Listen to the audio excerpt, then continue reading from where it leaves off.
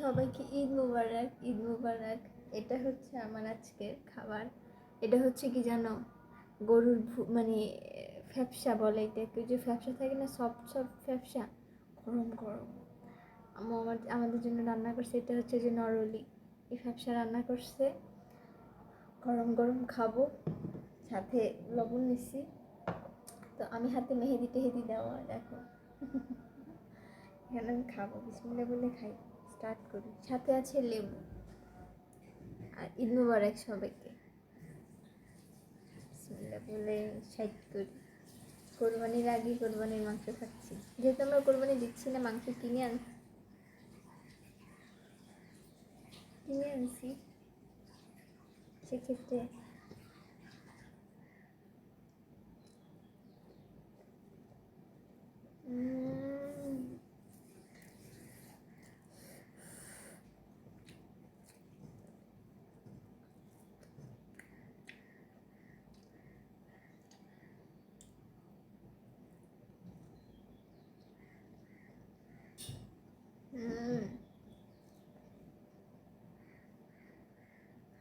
অনেক মজা।